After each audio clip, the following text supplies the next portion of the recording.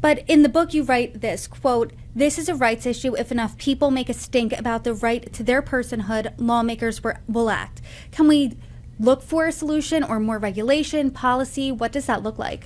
Well, it's we see that the same technology that I write about in the book is disabling our political system, and it's corroded our political dialogue.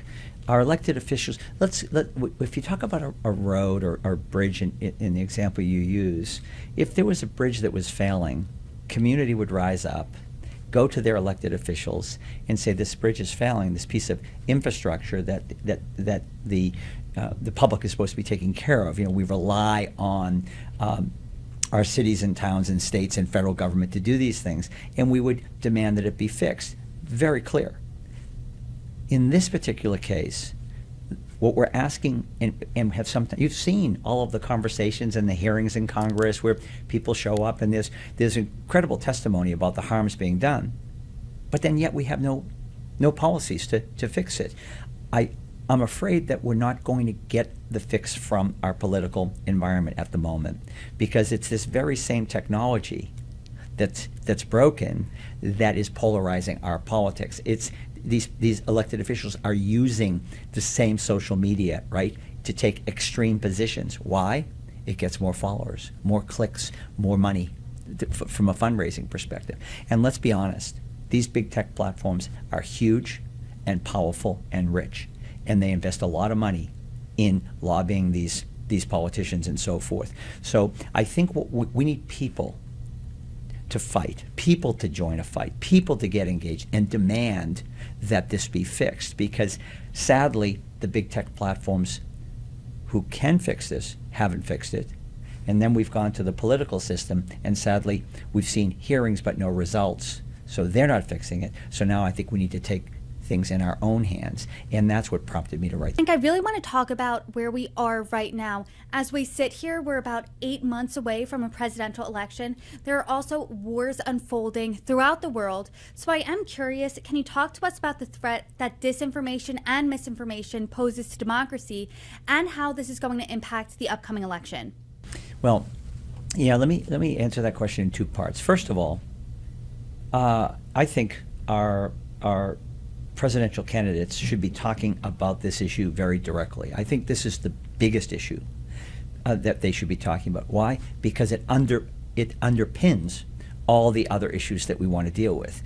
We're not going to solve for climate change if we can't agree on the facts. We're not going to solve for immigration if we can't agree on the facts. We're not going to solve for gun issues if we can't agree on the facts. We're not going to solve for having a United States opinion and position regarding wars in Europe or the Middle East if we can't agree on the facts. So we need to fix this contaminated information system, which actually is designed to keep us in this mindless, triggered state of argument with two sets of facts, right? Not two opinions, which is fair game, but two sets of facts, which is highly disabling. So when we allow foreign actors to come in and spread misinformation and actually disinformation, right? This is intentionally spread poor, bad, wrong information to get us off track.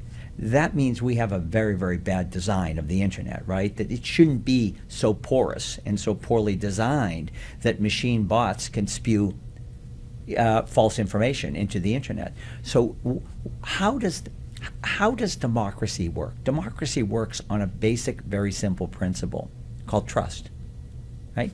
And trust is built up over time by people and relationships sharing information and getting to the bottom of it. What are the facts here that we're talking about? You and I can fairly disagree and debate. That's been the American way, right? Lots of opinions, different opinions, and so forth, but we reach consensus. Technology today is designed for us not to reach consensus, right? Do you ever wonder why we seem like we're halfway divided, half on this side and half on that side, on every single issue?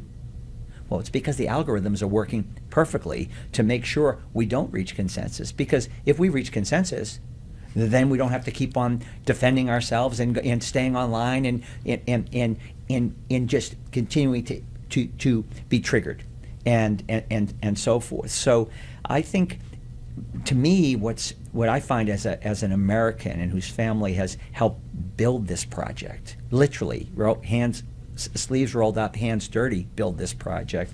I'm saddened by the fact that our technology has been exported to other democracies around the world and is allowing that same dis and misinformation to spread, making it hard for all democracies right now to function, because democracies are based on truth and trust. And where if you destroy that information system, that how we share information and how we get to the bottom line, how we get to the truth, if you destroy that, you destroy democracy.